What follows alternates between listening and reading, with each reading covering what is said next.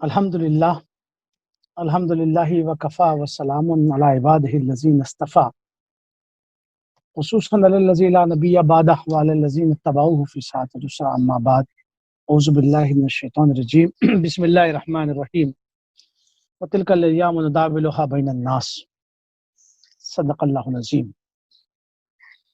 عزیز ساتھیو، میرے ذمہ جو عنوان ہے جس پر مجھے اظہار خیال کرنا ہے وہ قوموں کا عروج و زوال تاریخ کے تناظر میں کیا ہے۔ ابھی آپ لوگوں نے محترم امیر جماعت کی تقریر سنی، اس میں قوموں کے عروج و زوال کے بارے میں بہت ساری گفتگو ہوئی تھی۔ میں قوموں کے عروج و زوال کا ایک خاکہ پیش کروں گا آپ کے سامنے کہ عروج و زوال ہے کیا چیز، کون کون سے اسباب ہوتے ہیں، کن کن مراحل سے قومیں گزرتی ہیں، اور عروج و زوال کے کیا کیا مراحل ہیں، قومیں کس طرح بنتی ہیں اور اس کے کیا کیا کانسٹیٹوئنٹس اجزاء ترکیبی کیا کیا ہوتے ہیں، اور ان گروہوں کو جن گروہوں پر ایک قومیں مشتمل ہوتی ہیں ان میں سے گروہوں کا کیا رول ہوتا ہے، پھر اس کے بعد آخر میں جو ہے وہ کون کون سے عوامل ہوتے ہیں جو عروج و زوال پہ اثر انداز ہوتے ہیں، پھر اس کے بعد آخر میں جو ہے وہ قرآن اس بارے میں کیا کہتا ہے، اس پر تھوڑی سی روشنی ڈالوں گا۔ اس میں آپ کو بہت ساری چیزیں جو ہیں وہ ایسا لگے گا جیسے وہ میری گفتگو اور میری جماعتی گفتگو میں یکساں ہے، اوور لیپ پوری ایک دوسرے سے۔ اس کی وجہ یہ تھی کہ ٹاپک کی دراصل کچھ نہ کچھ اوور لیپ ہو رہا تھا، تو اس لیے میں یہ کوشش کروں گا جو باتیں میری جماعت بیان کر چکے ہیں ان کی طرف اشارہ کر دوں اور ان کی وضاحت نہ کروں۔ عروج و زوال کیا ہے دراصل، یہ قانون جو ہے یہ ہے کیا چیز؟ دراصل ہم آپ دیکھیں گے کہ عروج اور زوال یہ ایک غیر متبدل چیز ہے، یعنی یہ انسان کی زندگی میں کسی تبدیلی کے بغیر، یعنی یہ کانسٹنٹ ہے، آتا ہی رہتا ہے، عروج آئے گا پھر اس کو زوال ہوگا، پھر عروج ہوگا پھر زوال ہوگا، یہ ایسے چلتا جائے گا۔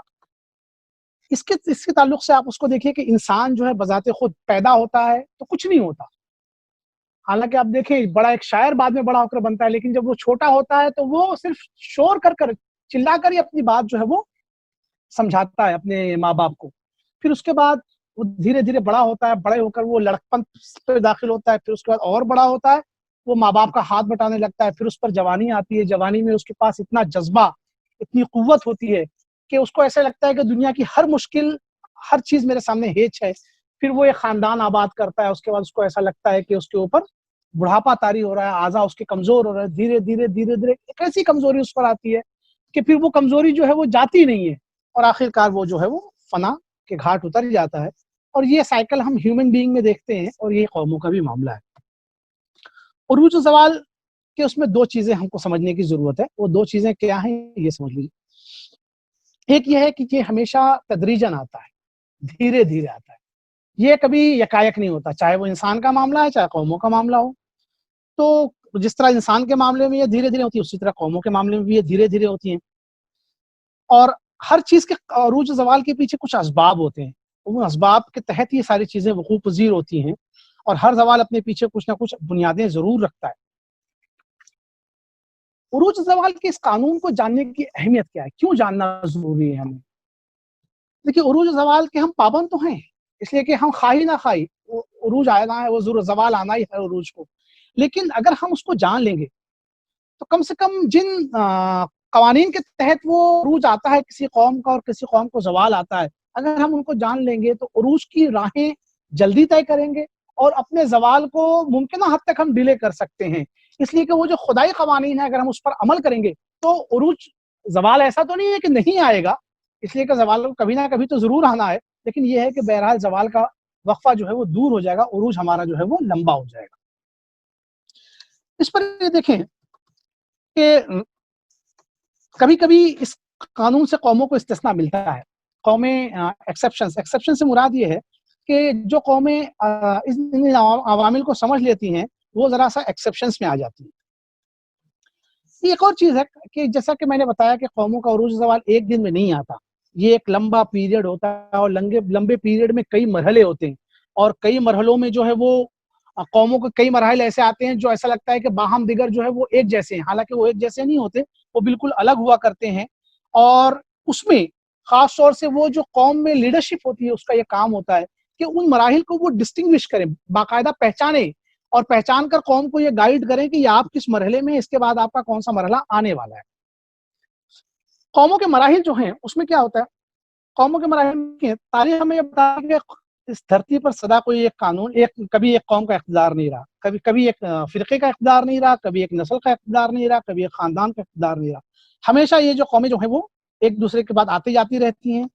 بعض قومیں اپنی کنٹمپریری قوموں سے اتنی بڑھ جاتی ہیں کہ وہ اپنے آس پاس کی قوموں پر چھا جاتی ہیں، اور آس پاس کی قوموں پر اتنا زیادہ چھا جاتی ہیں کہ دوسری قومیں جو ہیں وہ ان کی محتاج ہو جاتی ہیں۔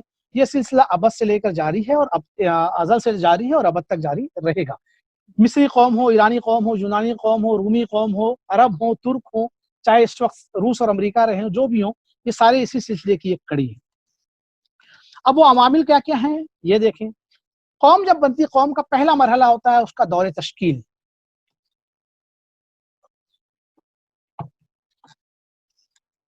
قوموں کی زندگی وہ مرحلہ جس میں وہ تشکیل پاتی ہیں۔ اس سے پہلے قومیں جو ہیں گمنامی کا شکار ہوتی ہیں۔ قوموں کی تشکیل بالعموم جب وہ قومیں جو ہیں زندگی کے تاریخ کے کینوس پر آتی ہیں، تو آنے سے پہلے آپ دیکھیں گے یا تو وہ کوئی جنگ میں فتح حاصل کرتی ہیں، یا کوئی بہت بڑا واقعہ ان کی زندگی میں پیش آتا ہے جس سے وہ قوم تاریخ کی نوٹس میں آتی ہے۔ اس کے بعد تاریخ کا دھارا ان کے تحت ان کے ساتھ اپنا کام کا شروع کرتا ہے۔ قوموں کے دور تشکیل قوموں کے دور تشکیل کی سب سے بڑی خصوصیت یہ ہے کہ اس میں قوم کا اجتماعی مزاج پروان چڑھتا ہے۔ قوم کا اجتماعی مزاج کیا ہوتا ہے؟ قوم کے اجتماعی مزاج میں بہت سارے عوامل، انگنت عوامل اور بہت ہی پیچیدہ عوامل ہوتے ہیں، جس کے زیر تحت یہ ساری چیزیں قومی مزاج تشکیل پاتا ہے، اور یہ قومی مزاج کو ہم جو ہے وہ قوم کی اجتماعی نفسیات کہتے ہیں۔ یہ نفسیات جو ہیں اگلے مراحل میں جو ہیں وہ قوم کی رویے کا تعین کرتی ہیں۔ اس انسان کی اس میں سمجھ سکتے ہیں کہ انسان کے بارے میں ماہرین کی رائے یہ ہے کہ بچپن میں انسان کی شخصیت کی تکمیل ہو جاتی ہے، جس کے بعد اس کو بدلنا آسان نہیں ہوتا ہے، اور اس کے اثرات جو ہیں وہ اس کے اوپر زندگی بھر ہوتے ہیں۔ اسی طرح قوم کے تشکیل کے مرحلے میں قوم کی جو نفسیات ڈیولپ ہوتی ہے، وہ نفسیات اس کی ہمیشہ باقی رہتی ہے۔ تاریخ میں دیکھیں، تاریخ یہ بتاتی ہے کہ افریقہ جو ہے نسل انسانی کا سب سے پہلا گہوارہ رہا ہے، اور دریائے نیل جو ہے وہ انسانی تمدن کا، انسانی تہذیب کا اولین مسکن ہے۔ مصر کی انسانی آبادی دریافت جو ہوئی ہے وہ تقریباً 2.5 لاکھ سے 1 لاکھ سال پہلے قبل مسیح بتایا جاتا ہے۔ انسانی تمدن دھیرے دھیرے دھیرے دھیرے چڑھتا رہا، پھر اس کے بعد سفر شروع کیا، اس نے پتھر کے اوزار اس نے بنائے۔ 30,000 سال قبل مسیح تک انسان تھوڑا سا ان ساری چیزوں میں ایڈوانس ہوتا گیا، اور 10 سے 5,000 قبل مسیح کے بیچ میں مصری معاشرہ جو ہے اس نے ایک گاؤں کی شکل، قصبے کی شکل اختیار کی، یعنی وہ اپنے جس کو کہتے ہیں کہ خانہ بدوشی والے دور سے نکل کر وہ گاؤں اور قصبے کے دور میں داخل ہوا، اور ایک قوم کے آثار بننا شروع ہوئے۔ تقریباً 3,000 سال قبل مسیح میں مصر کی پہلی قومی ریاست قائم ہوئی۔ اس کے بعد مصری قوم نے دھیرے دھیرے اپنی عروج کی سیڑھیاں چڑھنا شروع کی۔ اپنے عروج میں انہوں نے زمین پہ ایسے ایسے کئی آثار چھوڑے ہیں، مثال کے طور پہ اہرام مصر ہیں، ابو الہول ہیں، جو آج بھی ان کی عظمت کی داستان بیان کرتے ہیں۔ 3,000 سال پہلے عروج و زوال سے گزرنے کے بعد 3,000 قبل مسیح میں تقریباً 3,000 سال تک عروج پہ رہنے کے بعد مصر کی حکومت جو ہے وہ آخر کار رومی فوج کے ہاتھوں شکست کھا کر رومی فوج کا حصہ بنی۔ اس پوری قوم تشکیل کے مرحلے میں مصری قوم فطرت کی ان قوتوں کی ماتحت ہوتی ہے جو انسانی زندگی پر فیصلہ کن اثرات ڈالتے ہیں۔ مصری قوموں نے دوسری قوموں کا اثر بھی قبول کیا، فطرت کے طاقت کے تحت اپنی زندگی کا نقشہ بھی تبدیل کیا، بار بار ہجرتوں پر مجبور بھی ہوئیں، اور جو دوسری قوموں نے ان کی طرف ہجرت کی اس سے بھی وہ متاثر ہوئیں۔ افریقی قبائل نے مصر اور ایشیا کی طرف ہجرت کی، تو بعض قبائل نے دریائے نیل کی طرف ہجرت کی۔ مصری قوموں نے دوسری قوموں پر اپنا اثر ڈالا، دوسری قوموں نے مصر کی قوم پر اپنا اثر ڈالا۔ یہ تمام چیزیں اس دور تشکیل میں ہوتی گئی۔ اس کے بعد دوسرا مرحلہ قوموں کا آتا ہے، وہ ہوتا ہے تعمیر اور شناخت کا دور، جب وہ اپنے آپ کو ڈیولپ کرتی ہیں۔ تعمیر کا یہ دور کسی بھی قوم میں صدیوں پر بھی مشتمل ہوتا ہے۔ ایک قوم جب اس مرحلے سے گزر جاتی ہے اور اپنی ایک حیثیت اور ایک شناخت بنا لیتی ہے، تو یہ وہ وقت ہوتا ہے جب قوم کے مختلف گروہ ایک ساتھ مل کر ایک قومی حوالے سے آپس میں ضم ہوتے ہیں۔ اسی چیز کو ابن خلدون نے عصبیت کہا ہے۔ عصبیت اسی چیز کا نام ہے جب ایک قومی مفاد میں قوم کے تمام گروہ آپس میں ضم ہو کر صرف قوم کے لیے کام کرنا شروع کریں، یہ چیز ہے عصبیت، اسی کو جسے آج ہم قوم کہتے ہیں، قومی جذبہ کہتے ہیں، قوم پرستی کہتے ہیں۔ یہ قومی حوالہ، یہ قومی جذبہ قوم کا اجتماعی مزاج ہوتا ہے۔ اسی کے زیر اثر قوموں میں منفرد خصوصیات پیدا ہوتی ہیں جو تمہیں دوسری قوموں سے الگ کرتی ہیں، ممتاز کرتی ہیں۔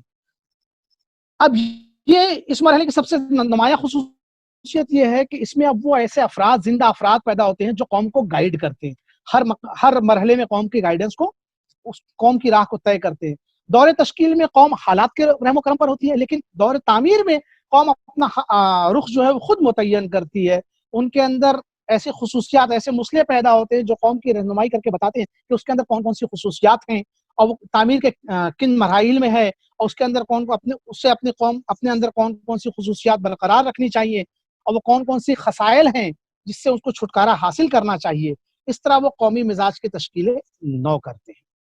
ایسا نہیں ہے کہ تاریخ اور فطرت بالکل اس وقفے میں اپنا عمل چھوڑ دیتے ہیں، مسائل اب بھی رہتے ہیں، وہ سر اٹھاتے ہیں، چیلنجز اب بھی آتے ہیں، لیکن اب قوم کے اندر ایک میکینزم ڈیولپ ہوتا ہے۔ وہ میکینزم ایسا ہوتا ہے کہ جب کوئی چیلنج اس کے سامنے آتا ہے تو خود بخود اس کو ٹیکل کرتی ہے، لوگ اس کے ٹیکل کرنے کے لیے خود بخود آمادہ ہوتے ہیں۔ ان تمام چیلنجز سے قوم پھر گرو اپ ہوتی ہے، عہدہ برا ہوتی ہے، اور یہ حقیقت ہے کہ جب قوم میں حالات کا جواب دینے، اپنے تحفظ کی جنگ لڑنے کی جب صلاحیت پیدا ہو جاتی ہے تبھی وہ قوم ترقی کرتی ہے۔ حالات کا جبر اگر اس کی طاقت سے باہر نہیں ہے تو وہ قوم پھر مزید ترقی کرتی ہے اور آخرکار اس بحران سے نکل آتی ہے جس بحران میں حالات اس کو ڈالتے ہیں۔ یہ مرحلہ تشکیل کی طرح طویل تو نہیں ہے، لیکن بے حد ہنگامہ خیز ضرور ہوتا ہے، جس سے قومی زندگی میں مسلسل ایک تلاطم برپا ہوتا ہے۔ دراصل یہی ہنگامہ خیزی جو ہے اور یہی حالات کا دباؤ جو ہے قوم کے اندر وہ امکانات پیدا کر دیتا ہے جو مستقبل میں اس کے عروج کا باعث بنتے ہیں، سبب بنتے ہیں۔ اس دور کی سب سے نمایاں مثال مسلمانوں کی تاریخ میں دور بنو امیہ میں ملتی ہے، جب شہادت عثمان سے عبد الملک بن مروان تک کا جو دور ہے وہ دور چلتا ہے۔ یہ دور انتہائی ہنگامہ خیز ہے، اس میں خلافت راشدہ ختم ہوتی ہے، نواسہ رسول کی شہادت ہوتی ہے، لیکن اس کے باوجود بنو امیہ کی قیادت ان تمام مسائل پر قابو پا کر امت مسلمہ کو ترقی اور عظمت کی راہوں پر ڈال دیتی ہے۔ اب آپ دیکھیں اس کے بعد بنو امیہ کے لیے یا مسلمانوں کے لیے کوئی بیک، وہ نو کم بیک ہے، نو لکنگ بیک ہے، وہ سیدھے پھر آگے چڑھتے جاتے ہیں، بالآخر وہ بنو امیہ 120-130 ہجری میں ختم ہوتا ہے۔ اس کی ایک اور مثال یورپ کا جو رینیسنس کا پیریڈ اور ریفارمیشن کا پیریڈ ہے، اسی وقت رینیسنس اور ریفارمیشن کے پیریڈ سے پہلے یورپی اقوام جو ہے بادشاہ، پوپ، جاگیردار، ان کے شکنجے میں کسی ہوئی تھی۔ مسلمانوں کا جب وہاں پر آنا جانا ہوا تو مسلمانوں سے متاثر ہو کر وہاں بھی ایسے لوگ پیدا ہوئے جنہوں نے اس کے خلاف تحریکیں چلائیں اور رینیسنس اور ریفارمیشن کی تحریکیں ہوئی، اور یورپ کو ایک نئی شناخت ملی اور یورپی اقوام نے ترقی کی راہیں طے کی۔ اس مرحلے کے بعد اگلا دور جو آتا ہے کسی قوم کا، وہ قوم کی ترقی اور اس کے استحکام کا دور ہوتا ہے۔ جب قومیں دور تعمیر میں چیلنجز کا سامنا کر لیتی ہیں تو اس کا پھل جو ہے ان کی نسلیں کھاتی ہیں۔ نسلیں کیا کرتی ہیں؟ ان کی نسلیں جو ہے دور ترقی دیکھتی ہیں، اس کا استحکام دیکھتی ہیں، تعمیر کے تمام ناہموار مراحل سے قوم گزر کر استحکام پر پہنچتی ہے، پھر اس کا وہ ہموار دور آتا ہے جس میں زندگی کی گاڑی جو ہے انتہائی تیز رفتاری سے چلتی ہے۔ قوم پچھلی کامیابی سے بہت زیادہ خوش ہوتی ہے، نشے میں چور ہوتی ہے، غیر معمولی اعتماد اس کے اندر آتا ہے، اسے معلوم ہو جاتا ہے کہ اس کے اندر اب اتنا دم ہے، کوئی دنیا کی کوئی قوت اسے روک نہیں سکتی۔ پھر ہم دیکھتے ہیں اس کی ایک مثال دیکھیں آپ کہ عبد الملک بن کے بیٹے ولید کے دور میں جب یہ بحران پورا بنو امیہ کا ختم ہوا تو آپ دیکھیں گے عبد الملک کے بیٹے ولید کے دور میں مسلمان اسپین میں بھی پہنچتے ہیں اور ہندوستان میں بھی پہنچتے ہیں، دونوں طرف مسلمانوں نے، اس لیے کہ پتا تھا آپ کہ اب انہیں روکنے والا کوئی نہیں۔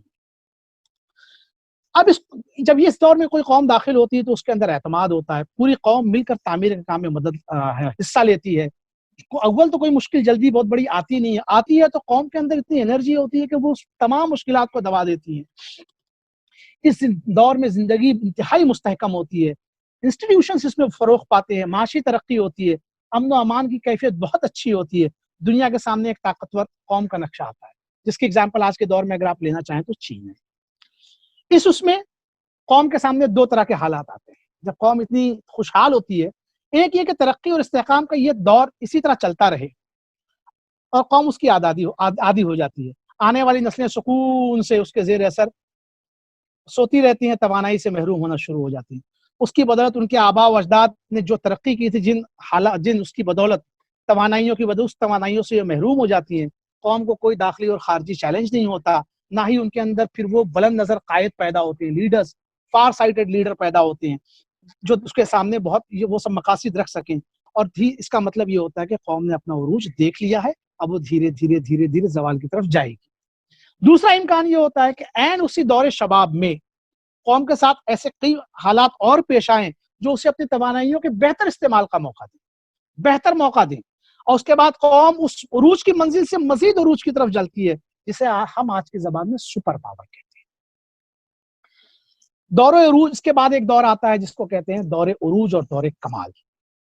سپر پاور کے منصب پہ فائز جب کوئی قوم ہو جاتی ہے تو ساری زمام کار دنیا کی وہ اپنے ہاتھوں میں لے لیتی ہے، پھر اس کا اقتدار صرف اس کے اپنے ملک تک محدود نہیں رہتا بلکہ ارد گرد کے تمام علاقوں میں پھیل جاتا ہے، دوسری اقوام اس کے سامنے سرنگوں ہو جاتی ہیں، اس کا اقتدار محض فوجی اور سیاسی ہی نہیں بلکہ سیاسی اور بلکہ معاشی اور تہذیبی بھی ہوتا ہے۔ اقوام عالم اس سے ہنر سیکھتی ہیں، ان کی زبان کا اثر قبول کرتی ہیں، زندگی کا کوئی شعبہ ایسا نہیں ہوتا جہاں دوسروں کو وہ متاثر نہ کر سکیں۔ دوسری قومیں چاہیں نہ چاہیں، خواہی نہ خواہی ان کی پیروی پر مجبور ہوتی ہیں۔ اس وقت حالات جو ہے وہ انا ولا غیری کا ایک منظر پیش کرتے ہیں، جس طرح اس وقت معاملہ جو ہے وہ امریکہ کا ہے۔ اس کی ایک مثال آپ دیکھیں گے تو ہارون رشید کا دور حکومت ہے۔ عباسی جو ہے وہ اموی سلطنت کو ہٹا کر آئے تھے، ابتدائی حکمران جو ہیں اس کے جو ابو العباس صفاح، منصور، مہدی، یہ لوگ تو قوم کو ڈیولپ کرنے میں، اس کے استحکام میں مشغول رہے۔ اس کے بعد جب ہارون رشید آتا ہے تو ہارون رشید کے زمانے میں ایک علوم و فنون بے حساب ترقی کرتے ہیں، دوسری طرف اس کا حال، سلطنت کا حال یہ ہوتا ہے کہ وہ قیصر روم سے خراج لیتا ہے۔ اس کے اقتدار کی عظمت کا اندازہ اس سے ہوتا ہے کہ ایک بار اس نے بادل کو دیکھا، پانی بھرے بادل کو، تو اس نے کہا جا تو جہاں چاہے برس، تیرے برسنے سے جو اناج پیدا ہوگا، جو غلہ پیدا ہوگا، اس کا خراج جو ہے وہ مجھ تک ہی آئے گا۔ تو قومیں کبھی کبھی اس پر بھی اتنے بلند اس پر بھی ہوتی ہیں۔ اس کے بعد دھیرے دھیرے دور انحطاط آتا ہے، زوال کی ہلکی ہلکی جھلک ہوتی ہے جب اس قوم زوال کا شکار ہونا ابھی زوال آیا نہیں ہے، ابھی شروعات ہوئی اس کی۔ دور عروج کی ہر چیز اچھی ہے، لیکن سب سے بات جو وہ ہے، جو اس کے ساتھ جو سب سے بڑی وہ ہے کہ زوال ہمیشہ عروج کے ساتھ رہتا ہے۔ عروج کی غیر معمولی تاثیر ہے کہ انحطاط میں بہت جلدی بدل جاتا ہے، قومیں اس کو محسوس تک نہیں کر پاتی۔ اس کی سب سے بڑی خصوصیت یہ ہوتی ہے، یا اس کا سب سے بڑی پہچان یہ ہوتی ہے کہ اس کے اندر لیڈرز جو ہیں، جو فار سائٹڈ لیڈر ہیں، جو دور تک دیکھ کر قوموں کی رہنمائی کریں، وہ جنم لینا بند ہو جاتے ہیں، بند نہیں تو کم ضرور ہو جاتے ہیں، اور مزید وقت گزرنے کے ساتھ وہ مزید کم ہوتے ہیں، اس لیے کہ ان کا رول جو ہے وہ معاشرے سے ختم ہو جاتا ہے۔ معاشرہ جو ہے وہ عیش و عشرت میں ڈوبا رہتا ہے، عیش و عشرت کے اس ماحول میں ایسے لوگ پیدا نہیں ہوتے پھر۔ لیکن دور انحطاط کی کوئی علامت نہیں ہوتی ہے، ظاہری علامت نہیں ہوتی، بلکہ عیش و عشرت، فارغ البالی کہہ لیجیے، آسانی، راحت، عیش پسندی میں یہ تمام ادوار سے، پچھلے تمام ادوار سے بڑا ہوتا ہے۔ اجتماعی سکون کی ایک کیفیت ہوتی ہے۔ اگر آدمی ظاہر بین ہو، صرف ظاہر کی دیکھے، تو اسے یہ اندازہ بھی نہیں لگا سکتا کہ انحطاط کا دور شروع ہو گیا۔ لیکن حقیقت یہ ہے کہ عروج کی چڑھائی کے فوراً بعد زوال کی ڈھلان، انحطاط کی ڈھلان شروع ہو جاتی ہے۔ اس کی مثال خلافت عثمانیہ کے تاجدار سلیمان علی شان کے بعد کا زمانہ آپ دیکھیں۔ خلافت عثمانیہ کو قائم ہوئے 300 سال ہوئے تھے، لیکن اس کے بعد اس کو زوال شروع ہو گیا، گو کہ خلافت عثمانیہ کو ختم ہوتے ہوتے مزید 300 سال لگے، لیکن اس کے زوال کا آغاز ہو گیا تھا۔ یہ 300 سال تو اس لیے لگے کہ یورپ ابھی اس قابل نہ ہوا تھا کہ وہ سلطنت عثمانیہ کو ہٹا سکے۔ موجودہ زمانے میں اس کی مثال دیکھنا ہے تو امریکہ کو دیکھ لیجیے۔ امریکہ اس وقت سپر پاور کی پوزیشن میں ہے، لیکن حقیقت میں امریکہ کا زوال شروع ہو چکا ہے۔ لیکن ایک چیز جو امریکہ کر رہا ہے یا اس کے قائدین کر رہے ہیں، اس کی قیادت جو ہے وہ انتہائی بیدار ہے۔ وہ جانتے ہیں کہ انحطاط کے اس عمل کو روکنا ممکن تو نہیں ہے، لیکن اس کو دور کرنے کا ایک راستہ یہ ہے، وہ قوم کے سامنے ہمہ وقت کوئی نہ کوئی چیلنج رکھتے جاتے ہیں، اور اس چیلنج کو وہ چیلنج بہت ہی چھوٹا ہوتا ہے، لیکن اس چیلنج کو بہت زیادہ بڑا بنا کر پیش کرتے ہیں، اور اس کے نتیجے میں قوم کو اس کو جب ٹیکل کر لیتے ہیں تو اس کو اس طرح بتاتے ہیں گویا the problem has been solved۔ Problem کو انہوں نے سالو کر لیا ہے اور اب کوئی خطرہ باقی نہیں ہے۔ پھر جب قوم ذرا سا وہ ہوتی ہے تو پھر ایک اگلا پرابلم دے دیتے ہیں۔ اس کے بعد دوسرا دور آتا ہے، وہ دور زوال ہوتا ہے۔ دور انحطاط بہت خاموشی سے دور زوال میں بدلتا ہے۔ دور عروج کا لازمی نتیجہ جو ہے رفاہیت ہوتی ہے، اور سیاسی غلبے کا لازمی نتیجہ جو ہے وہ معاشی استحکام ہوتا ہے۔ معاشی استحکام قوموں میں عیش و عشرت کو جنم دیتا ہے، جس کی وجہ سے عظیم سلطنت کی بقا و استحکام کے لیے جن صلاحیتوں کی ضرورت ہوتی ہے وہ ختم ہو جاتی ہیں۔ اب بڑے افراد اکا دکا رہ جاتے ہیں۔ طاؤس اور رباب قوم کے اعصاب پر اس طرح سوار ہوتی ہے کہ شمشیر و سنا اپنا مقام بھول جاتے ہیں۔ عظیم تر مقاصد کی خاطر تکلیفیں جھیلنے کا دائیا ختم ہو جاتا ہے۔ یہ وہ دور ہوتا ہے جب سب کو یہ معلوم ہو جاتا ہے کہ اب اس مریض کا خاتمہ قریب ہے۔ کبھی اندرونی خلفشار یا کبھی بیرونی حملہ آور قوتیں زندگی کی بنیادوں کو ختم کر دیتے ہیں۔ مثال آپ کو دیکھنا ہے تو مغلیہ سلطنت کو آپ دیکھ لیجئے، یا اسپین میں جو ہوا تھا اندلس، وہ دیکھ لیجئے۔ تباہی اور خاتمہ بالآخر ہوتا ہے۔ دور زوال کتنا بھی طویل ہو، آخر کار تباہی ہوتا ہے۔ لیکن تباہی کب ہوگی، اس کا انحصار مختلف عوامل پر ہوتا ہے۔ کبھی کبھی کوئی قوم اپنی تباہی کو جو ہے وہ تھوڑا سا روک لیتی ہے کسی بیرونی مدد سے، یا حکمت عملی کے تحت۔ سقوط غرناطہ سے 250 سال پہلے مسلمان جو ہے وہ بالکل کوئی ایکٹیو رول انہوں نے اسپین کی زندگی میں پلے کرنا چھوڑ دیا تھا۔ اس کی وجہ یہ تھی کہ صرف غرناطہ ہی ان کے پاس بچا تھا اور باقی تمام چیزیں جو ہیں وہ عیسائیوں کے قبضے میں آ چکی تھی۔ تو انہوں نے عدم ٹکراؤ کی پالیسی اختیار کی اور اپنی سلطنت کو بچائے رکھا، لیکن بالآخر وہ غرناطہ بھی ہاتھوں سے جاتا رہا۔ بعض اوقات دوسری قوم چیلنج کرنے والی سامنے نہیں ہوتی، جیسے سلطنت عثمانیہ کو یورپ اس وقت چیلنج کرنے کی پوزیشن میں نہیں تھا، اس لیے سلطنت عثمانیہ اور لمبی کھینچتی چلی گئی۔ بعض اوقات ایسے ہوتے ہیں کہ اس حکومت کے ساتھ، اس تصور اقتدار کے ساتھ کچھ جس کو کہتے ہیں تقدس وابستہ ہو جاتا ہے، جیسے عباسی خلافت ہے۔ عباسی خلافت اپنی ابتدائی 200 سالوں میں ہی ختم ہو چکی تھی عملاً، لیکن آپ دیکھیں کہ اس کے بعد وہ تقریباً 250 سال تک رہتی ہے۔ کیوں رہتی ہے؟ اس لیے کہ بہرحال وہ آل عباس تھے، اللہ کے رسول کے رشتہ دار تھے، اس بنا پر قوم جو ہیں یا دوسری قومیں جو ہیں وہ ان کا تقدس باقی رکھتے ہوئے ان کا نام استعمال کرتے تھے اور عملاً حکومت کیا کرتے تھے۔ اسی طرح کبھی کبھی آپ دیکھیں گے کہ جغرافیکل لوکیشن جو کسی سلطنت کا ہوتا ہے، کسی قوم کا ہوتا ہے، وہ اس کو زوال سے بچاتا ہے۔ آپ قسطنطنیہ کی مثال دیکھیں، قسطنطنیہ کو تو رومن امپائر کو تو مسلمانوں نے بہت پہلے تباہ کر دیا، لیکن عملاً قسطنطنیہ کو فتح کرنے میں کئی 100 سال لگ گئے۔ اس کی وجہ یہ تھی کہ قسطنطنیہ کا لوکیشن کچھ ایسا تھا۔ اس ایک چیز میں خاص بات دھیان رکھیں کہ قومی زندگی کے بعض مراحل، بعض ظاہری حالات دوسرے مراحل سے بہت زیادہ مشابہ ہوتے ہیں، ایک جیسے ملتے جلتے ہوتے ہیں۔ یعنی دور تعمیر میں ایک ہلچل ہوتی ہے اور دور زوال میں ایک ہنگامہ ہوتا ہے، یہ دونوں بالکل یکساں ہوتے ہیں۔ اسی طرح انحطاط اور استحکام کے دور کی یکسانی کیفیت یکساں ہوتی ہے۔ انحطاط کا ایک دور ہوتا ہے اور استحکام کا ایک دور ہوتا ہے۔ اس میں جو ہلچل ہوتی ہے وہ بعض اوقات اتنی زیادہ ایک جیسی ہوتی ہے کہ کوئی ایک عام سطح کا دیکھنے والا آدمی یہ فیصلہ نہیں کر پاتا کہ قوم اس وقت کہاں کھڑی ہے، آیا یہ دور تعمیر کی ہلچل ہے یا دور زوال کا ہنگامہ ہے۔ اس وقت یہی وقت ہوتا ہے کہ یہی وقت جو ہوتا ہے وہ مورخ اور قائد کے فرق ہوتا ہے۔ مورخ یہ دیکھتا ہے ماضی میں کیا ہے وہ لکھتا ہے، اور قائد جو ہے وہ مستقبل میں جھانک کر کسی قوم کی جو ہے وہ آئندہ تاریخ رقم کرتا ہے۔ اب اس عروج زوال کی پوری داستان میں مختلف گروہ کون کون سے ہوتے ہیں، ان کی کیا اہمیت ہوتی ہے۔ آپ دیکھیں جب کوئی قوم تشکیل پاتی ہے تو کئی اس کے اندر گروہ ہوتے ہیں۔ قومیں افراد کے مجموعے سے ہوتی ہیں، افراد کو اللہ تعالیٰ نے الگ الگ صلاحیت سے نوازا ہوتا ہے، عملی زندگی میں ان کے سامنے الگ الگ موقع آتے ہیں جس کے نتیجے میں یکساں صلاحیت اور مواقع ملنے والے افراد کے گروہ بنتے ہیں، یعنی یکساں صلاحیت رکھنے والے اور یکساں مواقع ملنے والے ایک گروہ بنتے چلے جاتے ہیں۔ کچھ لوگوں کو مثال دیجیے، کچھ لوگوں کو قیادت کی غیر معمولی صلاحیتیں ہوتی ہیں اور اس کے مواقع ملتے ہیں، چنانچہ سوسائٹی کی فکری اور عملی قیادت جو ہے وہ ان کے ہاتھ میں ہوتی ہے۔ کچھ لوگوں کو مال اور اقتدار کے حصول کے غیر معمولی مواقع ہوتے ہیں، ان کے اندر غیر معمولی صلاحیتیں ہوتی ہیں، یہ قوم کا اشراف یا ایلیٹ کلاس بنتا ہے۔ کچھ لوگوں کو علم و فن میں خصوصی مہارت حاصل ہوتی ہے، ان کو اس کا چانس ملتا ہے، یہ لوگ علم و فن کی دنیا آباد کرتے ہیں۔ لیکن سوسائٹی کی جو میجورٹی ہے، اکثریت ہے، وہ ہوتی ہے جن کا تعلق گروہوں میں سے کسی گروہ میں نہیں، انہیں یا تو صلاحیتیں نہیں ہوتی، یا صلاحیت میں ہوتی ہے تو مواقع نہیں ملتے، یا صلاحیت اور مواقع دونوں ہی نہیں ہوتی ہیں۔ لیکن بہرحال یہ گروہ جو ہے بڑا گروہ ہوتا ہے اور یہ عوام پبلک کہلاتا ہے۔ اب اس پبلک میں بھی جو ہے وہ کئی گروہ بن جاتے ہیں ڈفرینٹ اپارچونیٹیز اور ڈفرینٹ کیپیبلٹیز کی بنا پر، لیکن بہرحال مجموعی طور پہ آپ سمجھیں گے تو یہ عوام ہے۔ مثال کے طور پر ہمارے یہاں ایلیٹ کلاس ہوتا ہے اور مڈل کلاس ہے، مڈل کلاس کو پھر کلاسیفائی کرتے ہیں اپر مڈل کلاس اور لوور مڈل کلاس میں۔ تو اپر مڈل کلاس اور لوور مڈل کلاس یہ بہرحال آپس میں تو الگ ہوتے ہیں، لیکن یہ عوام بہرحال بنتے ہیں۔ قوم کے ابتدائی مراحل میں ہر فرد، اب ایک چیز بہت غور کرنے کی، قوم کا جو ابتدائی مرحلہ رہتا ہے تو ہر فرد جذبے سے جوش پہ ایک دم معمور ہوتا ہے، وہ قوم کے لیے جان لڑا دینے کو تیار ہوتا ہے اور اپنی کیپیسٹی اور اپنی اس سے زیادہ کام کرتا ہے۔ یہاں تک کہ اگر اس کی ذات کا نقصان بھی ہوتا ہے پھر بھی وہ قوم کو فائدہ پہنچاتا ہے.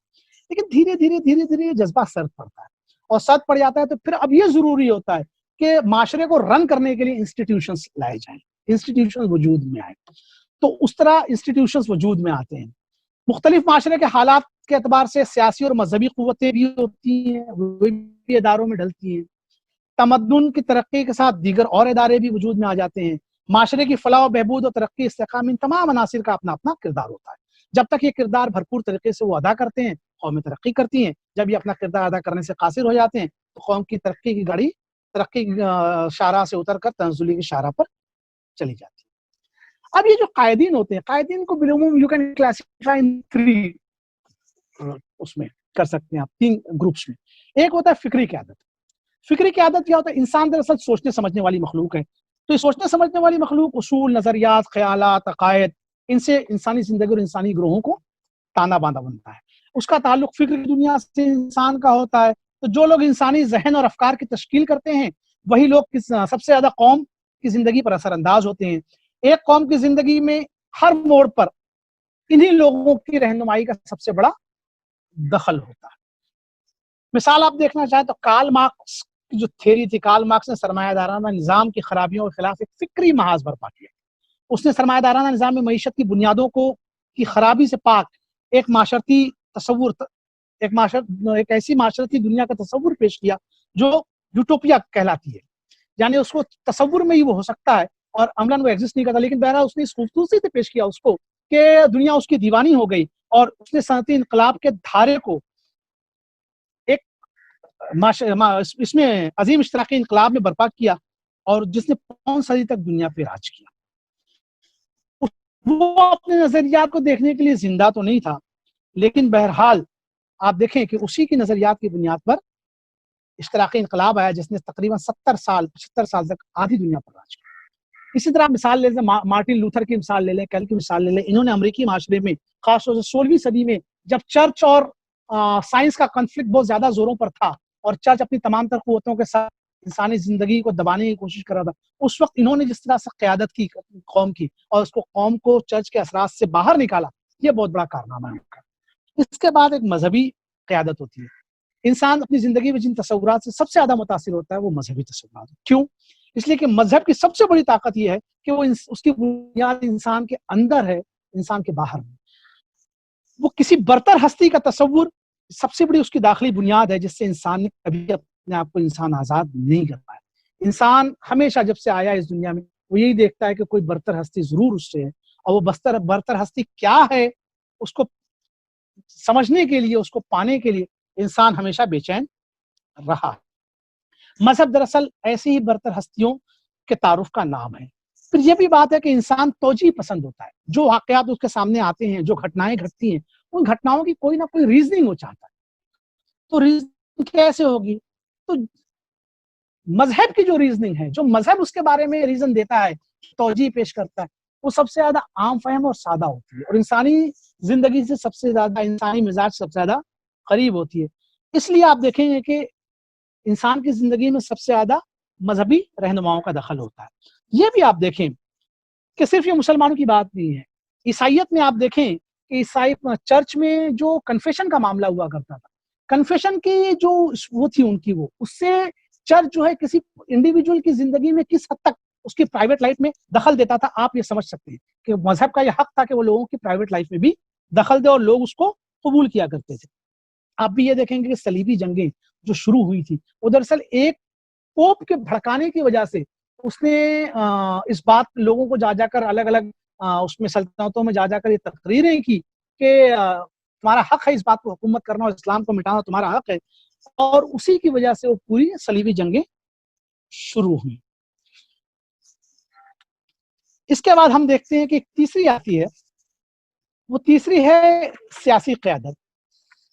مذہبی اور فکری قیادت کی طرح یہ قومی زندگی میں یہ بھی ایک اہم رول ادا کرتی ہے, لیکن یہ ڈائریکٹ فیصلہ کن کوئی کردار ادا نہیں کر پاتی. اس کا سبب یہ ہے کہ عملی زندگی کے تقاضے جو ہے وہ فکری زندگی سے بہت ہی جدا ہوتے ہیں.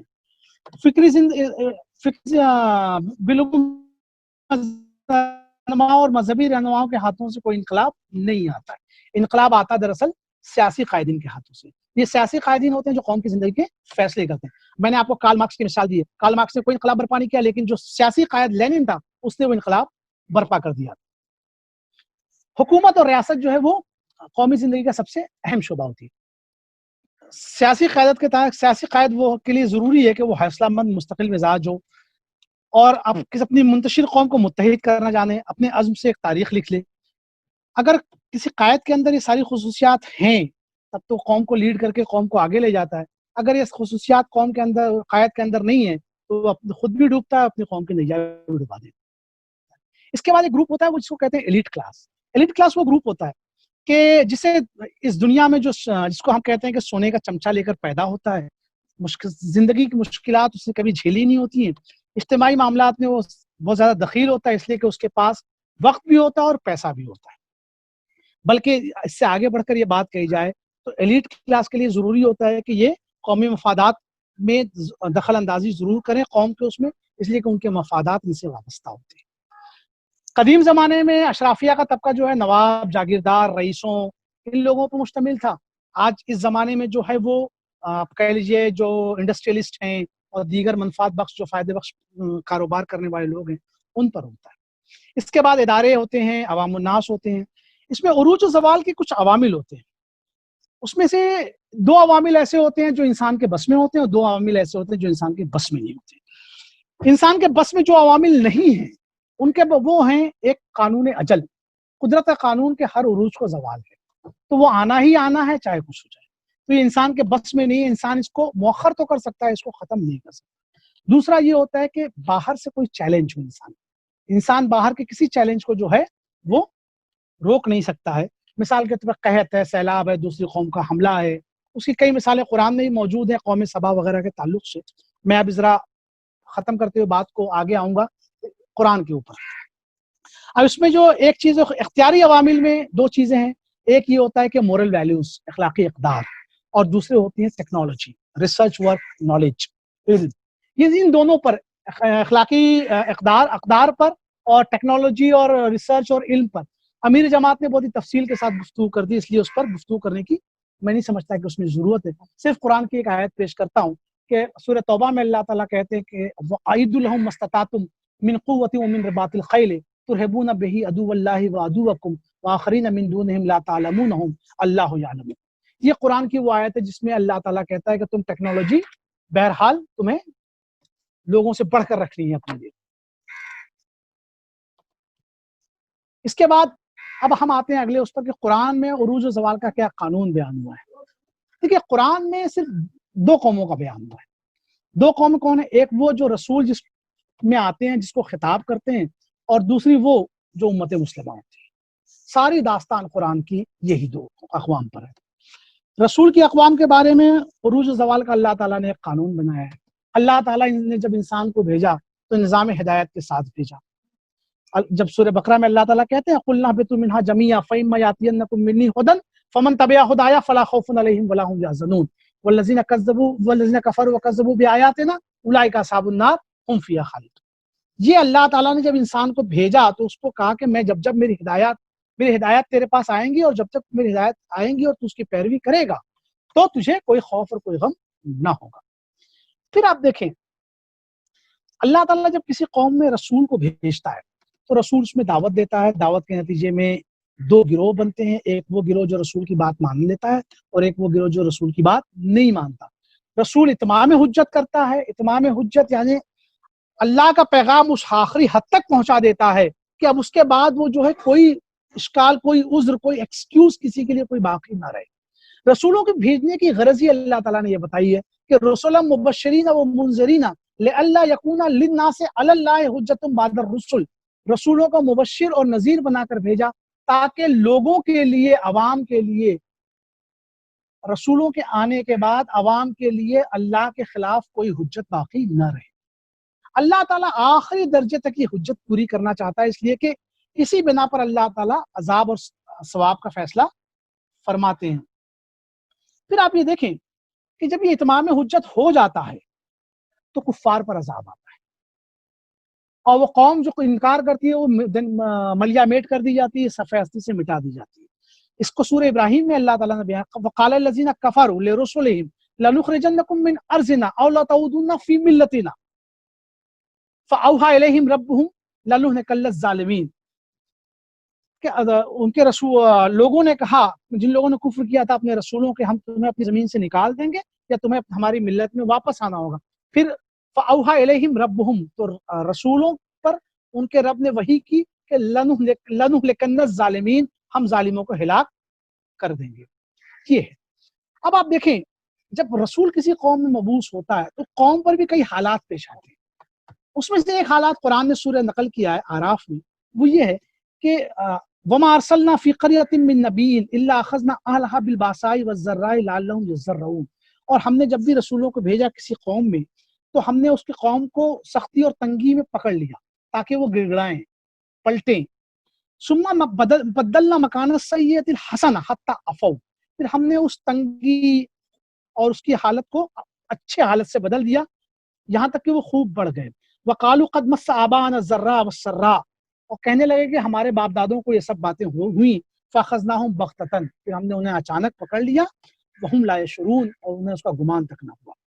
پھر اللہ تعالیٰ کہتے ہیں وَلَوْ أَنَّ أَهْلَ الْقُرَىٰ آمَنُوا وَاتَّقَوْا، اگر اہل قرآ بستی والے ایمان لاتے اور تقوی کی روش اختیار کرتے، لَفَتَحْنَا عَلَيْهِمْ بَرَكَاتٍ مِّنَ السَّمَاءِ وَالْأَرْضِ، تو ہم یقیناً آسمان و زمین کی برکات ان کے لیے کھول دیتے، وَلَٰكِن كَذَّبُوا، لیکن انہوں نے جھٹلایا، فَأَخَذْنَاهُمْ بِمَا كَانُوا يَكْسِبُونَ، تو ان کی کمائی کے سبب ہم نے ان کو پکڑ لیا۔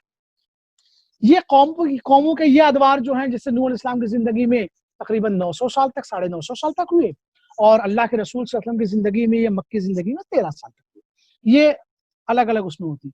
اتمام حجت کی اہمیت کیا ہوتی ہے؟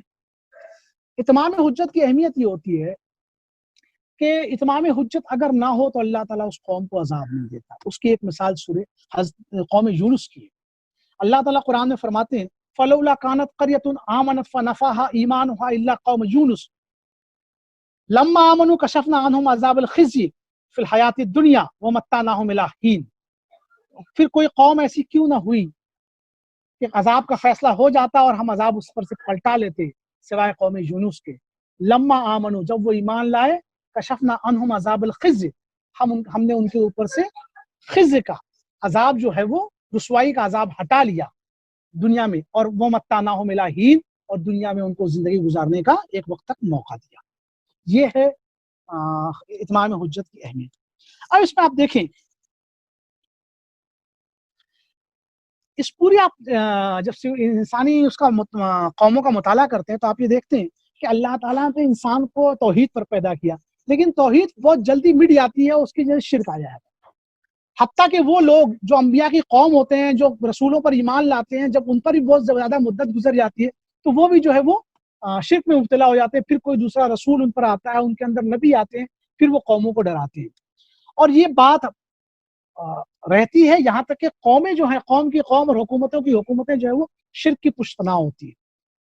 اللہ تعالیٰ کی یہ بھی ایک سنت ہے، جس کو قرآن میں اللہ تعالیٰ نے بیان کیا، اس چیز سے ہٹانا، قوموں کو ان چیزوں سے لے جانا، جس کو قرآن نے کہا ہے کہ وَقَاتِلُوهُمْ حَتَّىٰ لَا تَكُونَ فِتْنَةٌ وَيَكُونَ الدِّينُ كُلُّهُ لِلَّهِ، تم قتال کرو یہاں تک کہ فتنہ باقی نہ رہے اور دین کل کا کل اللہ کا ہو جائے۔ اس سے مراد مذہبی تعذیب ہے، ریلیجیس پرسیکیوشن ہے۔ ریلیجیس پرسیکیوشن کو ہٹانا اس لیے ضروری ہوتا ہے کہ انسان کو عقیدے کے قبول کرنے کی آزادی اگر نہیں ملے گی تو اللہ تعالیٰ قیامت میں، آخرت میں اس سے حساب کتاب کیا لے گا؟ حساب کتاب لینے کے لیے ضروری کہ ہر انسان اپنے عقیدے کو اختیار کرنے میں آزاد ہو۔ اور پہلے معاملہ یہ تھا کہ الناس علی دین ملوکہم کا معاملہ تھا، لوگ بادشاہ کے دین پر ہوا کرتے تھے، جو بادشاہ کا مذہب ہوتا تھا وہ قوموں کا مذہب ہوتا تھا، اور انہیں عقیدے کے اختیار کرنے کی آزادی نہیں ہوتی تھی، اور جو کوئی بادشاہ کا دین چھوڑ دیتا تھا تو بادشاہ اسے سزائیں دیتا تھا۔ اللہ تعالیٰ یہ چاہتے تھے کہ یہ دین جو ہے، عقیدے کے اظہار کی، عقیدے کے اختیار کرنے کی آزادی انسان کو ملے، اسی لیے امت مسلمہ کو اللہ تعالیٰ نے برپا کیا، اور برپا کرنے کے بعد اللہ تعالیٰ نے، اللہ کے رسول صلی اللہ علیہ وسلم نے صحابہ کو بھیجا۔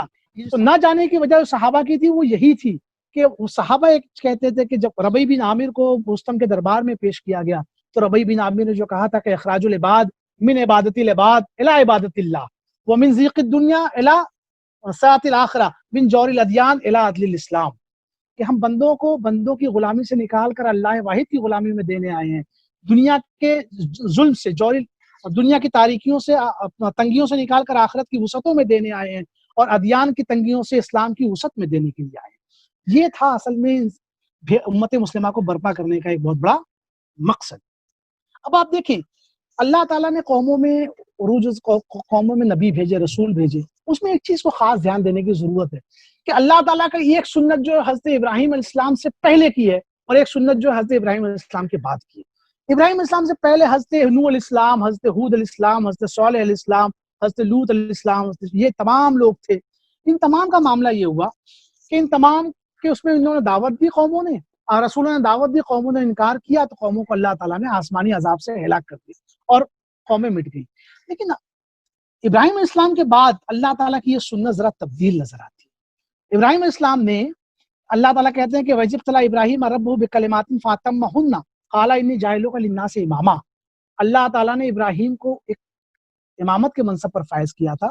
پھر جب انہوں نے کہا قَالَ وَمِن ذُرِّيَّتِي قَالَ لَا يَنَالُ عَهْدِ الظَّالِمِينَ، ابراہیم نے جب کہا کہ میری ذریت کے بارے میں بھی کیا تیرا یہی وہ ہے، تو اللہ تعالیٰ نے فرمایا کہ میرا عہد ظالموں کو نہیں پہنچتا۔ یہ ابراہیم علیہ السلام، قوم ابراہیم، آل ابراہیم کے حق میں اللہ تعالیٰ کی یہ سنت رہی۔ آل ابراہیم میں اللہ تعالیٰ نے دو گروہ برپا کیے، ایک بنو اسماعیل اور ایک بنو اسرائیل۔ ہم دیکھتے ہیں کہ اللہ تعالیٰ نے بنی اسرائیل کے ساتھ یہ معاملہ اپنا خاص کیا، اور اللہ تعالیٰ نے نبوت کا سلسلہ بنی اسرائیل کے لیے خاص کر دیا، اور نبوت جو ہے وہ بنی اسرائیل میں چلتی گئی یہاں تک کہ آخری رسول جو ہے ان کے حضرت عیسیٰ علیہ السلام آئے۔ اس پورے دورانیے میں بنو اسماعیل خاموش بیٹھے رہے، ان کے یہاں کوئی نبی نہیں آیا، ان کے یہاں آخری نبی اللہ کے رسول صلی اللہ تعالی علیہ وسلم آتے۔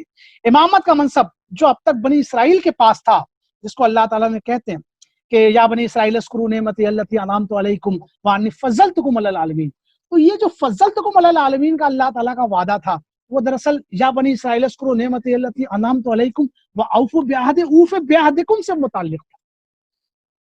تم میرے وعدے کو پورا کرو، میں تمہارے وعدے کو پورا کروں گا۔ تو بنی اسرائیل سے اللہ تعالیٰ نے جو عہد لیا تھا وہ یہی تھا کہ تم توحید پر قائم رہو گے، اور میری یہ دعوت ہے، یہ جو دنیا میں جو عدل و قسط کا قیام ہے اس کو تم کرتے رہو گے، شریعت کی پابندی کرتے رہو گے۔ بنی اسرائیل نے 2 مرتبہ جو ہے وہ عہد شکنی کی، اور اللہ تعالیٰ نے، تاریخ کا واقعہ ہے سورہ بنی اسرائیل میں بیان ہوا ہے کہ اللہ تعالیٰ نے ان کو کس طرح سے زمین میں مارا۔ پھر اس کے بعد ہم دیکھتے ہیں وہی اللہ کے رسول صلی اللہ علیہ وسلم جب مبعوث ہوئے، پھر اس کے بعد اللہ کے رسول صلی اللہ علیہ وسلم بنو اسماعیل کا دور عروج آیا۔ بنو اسرائیل کے لیے بھی اللہ تعالیٰ نے وہی شرائط رکھی ہے جو بنی اسرائیل کے لیے اللہ تعالیٰ نے رکھی تھی۔ اللہ تعالیٰ نے بنی اسماعیل کے لیے جو وہ رکھی ہیں، اس فرمایا کہ بنی اسماعیل کے لیے کہ لیس بامانیکم ولا امانی اہل الکتاب، نہ تمہاری خواہشات سے کچھ ہونے والا ہے، نہ اہل کتاب کی خواہشات سے کچھ ہونے والا ہے۔ من یعمل سوءا یجزا بہ، جو کوئی برا کام کرے گا اس کا نتیجہ اسے بھگتنا پڑے گا، ولا یجد لہ من دون اللہ ولیا ولا نصیرا۔ پھر ایک اور جگہ فرمایا یا ایھا الذین آمنوا من یرتد منکم عن دینہ فسوف یأتی اللہ بقوم یحبهم ویحبونہ اذلۃ علی الکافرین اذلۃ علی المؤمنین عزۃ علی الکافرین۔ اے لوگوں جو ایمان لائے، جو کوئی تم میں سے جو کوئی دین سے پھر جائے گا تو اللہ ایک ایسی قوم کو لائے گا جو اس سے محبت کرتی ہوں گی، وہ ان سے محبت کرے گا، مومنین پر نرم ہوگی اور کافرین پر سخت ہوگی۔ یہ بنو اسماعیل کے تعلق سے اللہ تعالیٰ نے کیا۔ بنی اسماعیل نے بھی کئی جگہوں پر سرکشی دکھائی۔ بنو امیہ کو اللہ تعالیٰ نے اس دنیا میں خائب و خاسر کیا، اس کے بعد بنو عباس آئے، بنو عباس کا ایک دور ہوا، اس کے بعد اس چیلنج کو، اس اللہ کے اس پیغام کو اٹھانے کے لیے ترک قوم آئی، ترک قوم کا بھی وہی معاملہ ہوا، ترک قوم کو بھی اللہ نے کیا۔ اس وقت یہ معاملہ یہ ہے کہ بنو اسماعیل، یہ جو اللہ کے وہ تھا کہ فضلتکم علی العالمین والا خیر امت کا، یہ منصب بنو اسماعیل کے پاس ہمارے پاس ہے، لیکن ہم کوئی ایکٹیو رول پلے کرتے ہوئے نظر نہیں آتے۔ تو یہ جو ہے وہ قانون ہے، قرآن کا قانون عروج و زوال ہے۔ اس میں بہت ساری چیزیں ہیں، اس کی کچھ الہی توجیحات بھی ہیں، بہت ساری باتیں اس میں آپ نے امیر جماعت سے سن لی، جس کو میں یہاں بیان نہیں کرتا ہوں۔ تو یہ چند باتیں تھیں ضمن میں، بڑا لمبا ٹاپک تھا، میں نے قدیر صاحب سے کہا بھی تھا کہ بھائی موضوع بڑا لمبا ہے، میں اگر کتنی جلدی بیان کروں گا پھر بھی کم سے کم مجھے 1 گھنٹہ چاہیے ہوگا۔ تو یہ چند باتیں تھیں ضمن میں جو میں نے مختصراً جلدی آپ کے سامنے بیان کی۔ اس میں سے جو باتیں حق تھیں وہ اللہ تعالیٰ ہمارے لیے اس کو نافع بنائے، اور جو باتیں اس میں خلاف حق تھیں مجھے آپ سب کو اللہ تعالیٰ اس کے شر سے محفوظ رکھے۔ وآخر دعوانا الحمدللہ رب العالمین۔ اللہ خیر راشد بھائی، کبھی ہم اس کو 10 منٹ کے لیے سوالات کے لیے کھول دیں گے. جی بھائی صاحب آپ کو بھی میں نے انمیوٹ کیا ہے. راشد بھائی جی بھائی، میرا سوال یہ ہے کہ جیسے ابھی جو سیاسی غلبے کے تعلق سے اسپیشلی جو بھارت کے تناظر میں مطلب ہندوستان کے تناظر میں، تو جیسا آپ نے بتایا امیر جماعت کی گفتگو سے بھی ہے جیسا کہ یہ تھا کہ بھئی جو ایک بنیادی خاصیت ہوتی ہے تبھی اللہ تعالیٰ ان کو جو غلبہ عطا کرتا ہے. تو کہیں پر یہ بات بھی نہیں آ رہی کہ جیسا ابھی فار ایگزامپل ہم بھارت کے تناظر میں دیکھتے ہیں کہ جیسا اگر باطل کو غلبہ حاصل ہو چکا ہے تو کیا اس وجہ سے بھی ان کو غلبہ مل سکتا ہے کہ ایک ہم امت مسلمہ کو جو ہے وہ آزمائش میں ڈالا جائے اور ان کو جو ہے وہ سبق یاد دلایا جائے. حالانکہ جو فلسفہ بیان کیا گیا اس کو کوئی بھی ان کے اندر ایسی کوئی خاصیت نہیں تھی، بلکہ صرف اسلام دشمنی کی وجہ سے ان کو غلبہ ملا ہے. تو اس پر آپ کیا کہیں گے کہ جو آزمائش میں ڈالنے اور ایسے حکمرانوں کو ان پر مسلط کر دیا جاتا ہے کہ جو ان کی جو ہے وہ آزمائش میں ان کو ڈالتے ہیں؟ یہ میرا سوال ہے. جی جی، دیکھیے اس میں ایک چیز کا دھیان رکھیں، اللہ تعالیٰ کا جب کوئی ایک قانون اس دنیا میں نافذ ہوتا ہے قوموں کے تعلق سے، تو بعض قوموں کے حق میں وہ کچھ رول پلے کرتا ہے، بعض قوموں کے حق میں وہ کچھ رول پلے کرتا ہے. اور اس کی مثال یوں سمجھیں کہ جب اللہ کے رسول صلی اللہ علیہ وسلم کے زمانے میں کوئی آیت نازل ہوتی تھی تو اسی آیت سے اللہ کے رسول صلی اللہ علیہ وسلم کو تسکین بھی دینا مقصود ہوتا تھا اور کفار کو جو ہے وہ سمجھانا اور ڈرانا بھی مقصود ہوتا تھا. تو الگ الگ لوگوں کے حق میں وہی قانون جو ہے وہ الگ الگ رول پلے کرتا ہے. جو بات آپ نے کہی کہ ان لوگوں کو جو لوگ اس وقت اقتدار پہ قابض ہیں ان کے پاس تو کوئی ایسی خصوصیت ہے نہیں، تو میرے خیال سے ایسا بالکل حتمی طور پہ کہنا درست نہیں ہے.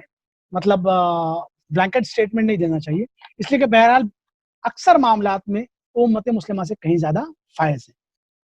دوسری چیز یہ کہ جو آپ کہہ رہے ہیں نا کہ امت مسلمہ کو ایک وہ بھی تو مقصود ہوگا کہ بھائی تم اللہ کی نافرمانی کر رہے تھے تو اب تم اللہ کی طرف پلٹو.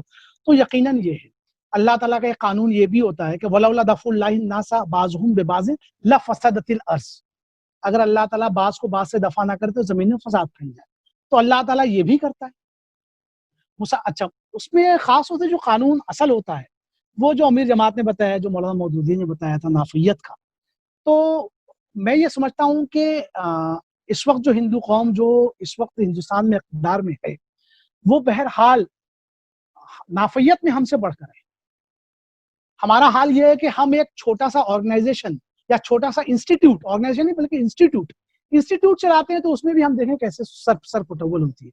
پورے مسلمانوں کا حال پورے ہندوستان کے تناظر میں آپ دارالعلوم دیوبند دیکھ لیں یا علی گڑھ مسلم یونیورسٹی دیکھ لیں، جو بھی دیکھ لیں جو مسلمانوں کے ادارے ان کو دیکھ لیں تو کیسے ہم رن کرتے ہیں، اسٹیٹ آف افیئرس کیسے ہیں. تو کیا ہم اس پوزیشن میں رہتے ہوئے کوئی نافیت کا کام کر سکتے ہیں یا ہم نافع ثابت ہو سکتے ہیں کسی قوم کے لیے؟ یہ ہے، اس پر بھی ہمیں غور کرنے کی ضرورت ہے. جزاک اللہ. جی راشد بھائی 5 سیکنڈ چاہتا ہوں، 1 منٹ.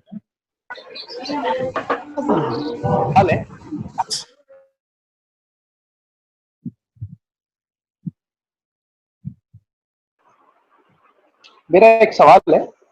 جی ایک منٹ.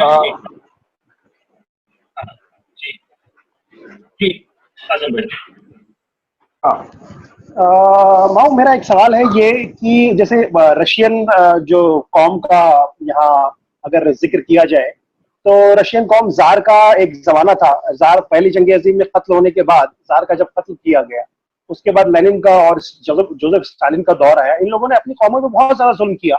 اگر دیکھا جائے نافیت کی جو بات ہے نفع بخشی تو تھی ہی نہیں ان کے اندر، ایک ڈکٹیٹرشپ کا معاملہ تھا.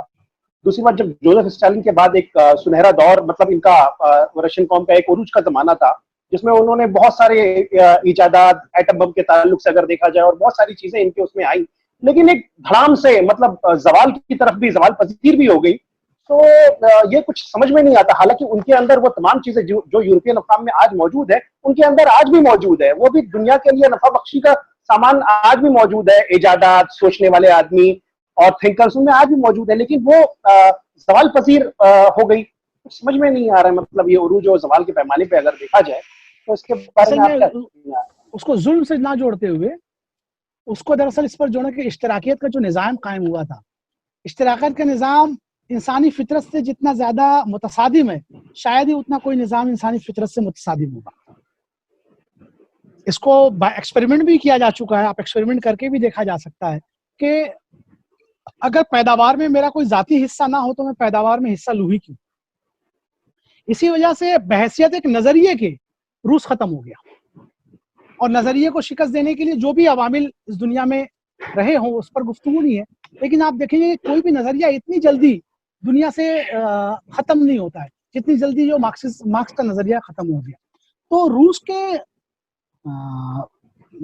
ختم ہونے کی جو اصل وجہ تھی وہ تو یہ تھی. اچھا, اس نظریے کو انہوں نے بالجبر نافذ کیا ہوا تھا. بالجبر جو بھی نظریہ ہوگا وہ اگر وہ نظریہ اتنا زیادہ غیر انسانی اس پر ہوگا تو اس کو اتنی ہی جلدی ختم بھی ہو جانا ہوتا ہے. ایک تو نظریہ غیر اس پر ہے, انسانی فطرت سے متصادم ہے, دوسرے اس کو آپ نے ظلم کے ذریعے نافذ بھی کر رکھا ہے. تو دونوں صورتوں میں جیسے ان کی معاشی حالت کمزور ہوئی ذرا سی فوراً ٹوٹ کا شکار ہو گئے. تو یہ تھا معاملہ.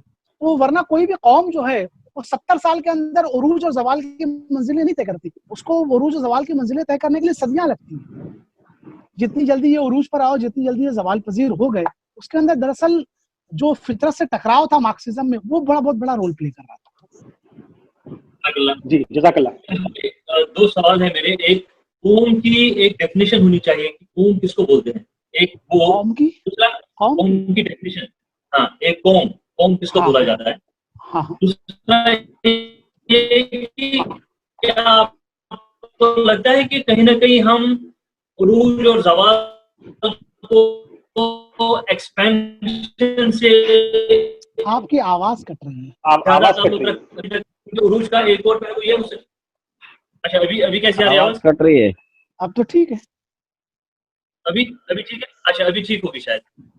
جی, تو یہی کہنا چاہتا ہے کہ عروج کو ہم زیادہ تر جنگوں سے تعلق رکھتے ہیں کہ بھائی اسپین اور انڈیا, کیوں نہ عروج کو ہم ایک اور پہلو جو ہے, جو ترقی ہے, جو انسانی ترقی ہے, چاہے وہ سوچنے کے اعتبار سے, ایجوکیشن کے حساب سے, ثقافت کے حساب سے, اس پہ ہم کم زور دیتے ہیں. اور ہم عروج کو اکثر جنگیں اور اسپین سے اور ہندوستان کے ساتھ اتنا بڑا ہمارا یہ تھا ایکسپینشن, کنگڈمز تھی.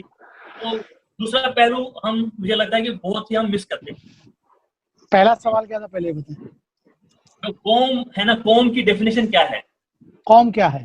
دیکھیے, قوم کی ڈیفینیشن تو ایک یہ ہے جو کہی گئی ہے, جو کی جاتی ہے کہ ایک مخصوص زبان, مخصوص تہذیب, مخصوص ثقافت, مخصوص جغرافیہ سے تعلق رکھتے ہوئے ایک قوم برپا ہوتی ہے, جو بالعموم قوم کی تعریف کی جاتی ہے. وہ یہ ہے. اسی کو ابن خلدون نے عصبیت کہا ہے. یہی قومی جذبہ ہے, یہی عصبیت ہے. ابن خلدون نے بھی قوم کی یہی تعریف کی ہے, جو ایک اس میں ابھرتے ہیں. اسلام اس سے ہٹ کر ایک بات کرتا ہے, اس کو مولانا مودودی نے بہت ایمفسائز کیا ہے کہ قوم جو اسلام کسی قوم اور کسی جغرافیہ کو نہیں مانتا ہے, لیکن جو ہے وہ ایک امت اور ایک پارٹی کی بات کرتا ہے.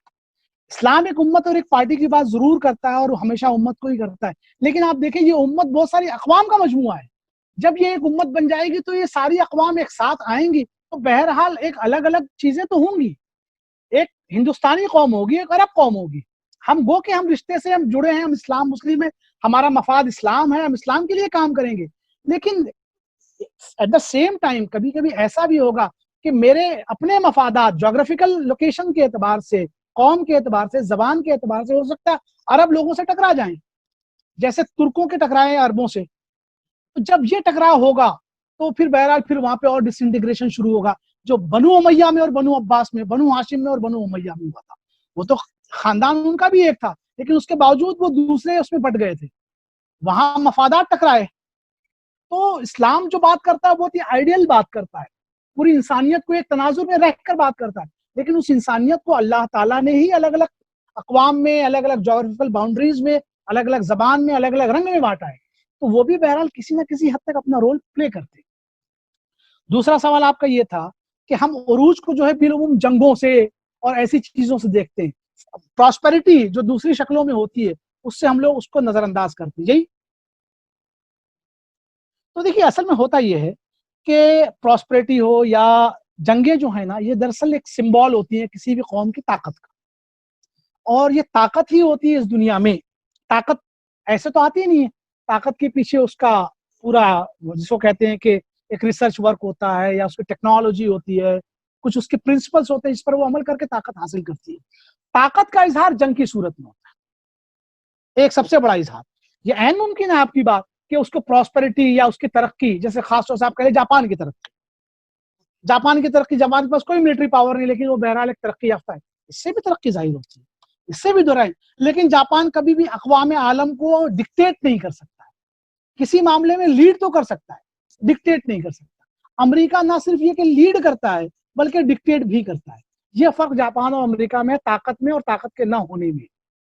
माशी हालात में बहुत सारे उसमें अमेरिका जो है वो जापान के ऊपर डिपेंड करता है, लेकिन आप ये देखेंगे कि अमेरिका जो है वो उसको अपनी ताकत के बल पे दबाकर अपने टर्म्स पर उससे डील करता है। ये भी आपने देखा। तो ये फर्क होता है। तरक्की दोनों शक्लें हैं तरक्की की, लेकिन एक चीज होती है डोमिनेंस की, तो वो ताकत से आती है। एक दो सवाल और ले सकते हैं राशिद भाई, हाँ। हेलो हेलो, जी जी बोलिए, मैं सुन रहा हूँ, बोलिए। हाँ राशिद साहब, एक सवाल ये था, जैसे आपने ये कहा कि कौमें जो है अल्लाह ताला ने जो डिफाइन की थी, जैसे बनो इस्माइल, बनो इसराइल, ये दोनों कौमें बहरहाल अपने अपने वक्त पर दुनिया पर अपना ये बताती रही। अब जब अल्लाह के रसूल सल्लल्लाहु अलैहि वसल्लम के बाद मुस्लिम अक़वाम आई, उसके बाद उनका भी ज़वाल हो गया, फिर अब बहुत सारी दूसरी कौमें हो गई। तो अब ये दोनों का जो अल्लाह ताला ने दोनों बनो इस्माइल और बनो इसराइल का क्या रोल अभी है मार्केट में, यानी एग्जिस्ट करती है नहीं करती है, इसको कैसे डिफाइन एग्जिस्ट तो करेंगे? करती हैं, बनो इसराइल और बनो इस्माइल दोनों एग्जिस्ट कर रहे हैं इस वक्त। रोल के ताल्लुक से ये है कि रोल अब जो है वो बनो इस्माइल को अदा करना है, प्ले करना है, इसलिए कि अल्लाह ताला ने इस वक्त बनो इस्माइल को ही रखा है। बनो इस्माइल में भी वो आखरीन मिन दूनिहिम लम्मा यल्हक़ू बिहिम, उनका रोल है अब ये, जो सूरह जुमा में अल्लाह ताला ने फरमाया था कि बाद में आने वाले इस नबी के उम्मती जो होंगे, जो अरब नहीं होंगे अजम होंगे, उनका रोल प्ले कर, वो उनका रोल असल है इस वक्त। तो उनका रोल तो है, लेकिन मामला ये है कि इस वक्त रोल का जो है वो आवाज कट रही है आपकी। ऐसी भी है कि मार खाने वाला रोल है, मारने वाला रोल जो है ना वो अभी आएगा। मेरा अर्ज करना ये था कि बनु इस्माइल का रोल तो है, बनु इस्माइल नहीं बल्कि आप ये कह लीजिए कि उम्मत मुस्लिमा का। बनु इस्माइल दो उसमें चले गए, एक अरब दूसरे अजम। वाखरीन मिन दूनिहिम लम्मा यल्हक़ू बिहिम वहुवल अज़ीज़ुल हकीम, जो सूरह जुमा में अल्लाह ताला ने कहा कि जो बाद में अल्लाह के रसूल पर ईमान लाएंगे अजमी लोग, ये उनका रोल अब वो है, ये रोल अब प्ले करेंगे। लेकिन मामला ये है कि इस वक्त बनु इस्माइल सिर्फ मार खाने वाला पैसिव रोल अदा कर रहे हैं, उस पोजीशन में आना भी बाकी है। रोल तो है भाई, अब सिर्फ मारने वाला ही रोल थोड़ी होता है, मार खाने वाला भी रोल होता है। एजाज भाई, मेरा एक सवाल है, सवाल करूं? जी, जैसे कि जिस नजरिए पे रशिया कायम था, आपने कहा कि उसी नजरिए की वजह से, मार्क्सी नजरिया जो था उनका, उसी वजह से वो इतनी जल्दी मतलब जवाल पजीर हो गए। लेकिन आप चाइना की हिस्ट्री देखिए, चाइना में मौजे तंग और इसका जो जमाना है, उसने भी अपनी आवाम पे बहुत ज्यादा जुल्म किया। मतलब 50 लाख के करीब 1958 में करीबन वो उनका कहत आया, 50 लाख के करीब आदमी मारे गए, उसमें माओ जे तंग का जो रोल था। उसके बाद आप देखिए वही कौम, उसी नजरिए पे कायम कौम, आप आज देखिए माशी तौर पे दुनिया को लीड करने के उस पे है, अपने उरूज के जमाने में है।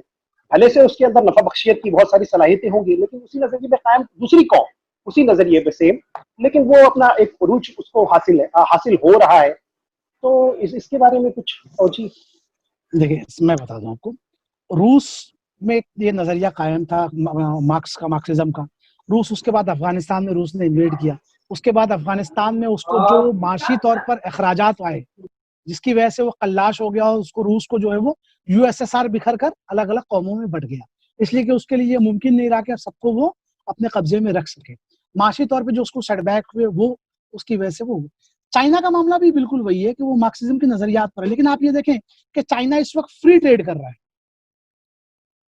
जो ओपन पॉलिसी है सरमायादारों की, उसने पूरी पॉलिसी बदल दी, पूरी पॉलिसी बदल के वो सरमायादारी पॉलिसी पे आ गया। तो वो जो फितरत के साथ उसका वो टकराव था, वो खत्म हो गया।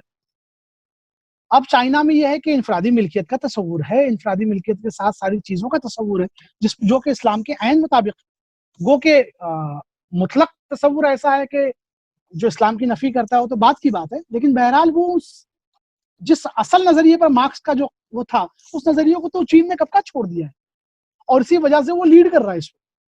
तो उसी बिना पर ये मामला है। वैसे जबर की वो तो चीन में अभी भी बहुत है, और वो इंशाल्लाह ऐसा नहीं है कि चीन नहीं बिखरेगा, उसके लिए भी टाइम है, लेकिन एक सेटबैक होता है खास, बहुत ज्यादा। इस वक्त अमेरिका को जो माशी सेटबैक है امریکہ جو بکھرنے کے کگار پہ وہ اسی وجہ سے کہ اس نے کتنے ارب ڈالر، کتنے ہزار ارب ڈالر جو ہے خرچ کیا افغانستان کی جنگ میں، تو اس کی وجہ سے اس کی معاشی پوزیشن بہت زیادہ ڈاماڈول ہو گئی، اور معاشی پوزیشن دنیا میں غلبے کے لیے بہت زیادہ ضروری ہوتی ہے. تو یہ معاملہ ہے اس میں. جزاک اللہ خیر.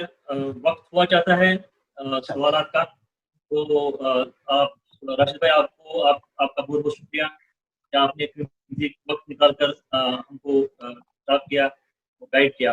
اور تمام صفحہ کے تمام پارٹیسپینٹس کو بھی ان کا بہت بہت شکریہ کہ انہوں نے وقت نکال کے اس میں پارٹیسپیٹ کیا. آگے اور سیشنز ہوں گے انشاءاللہ. جزاک اللہ خیر. السلام علیکم ورحمۃ اللہ وبرکاتہ. وعلیکم السلام. تمام کو میری طرف سے بھی السلام.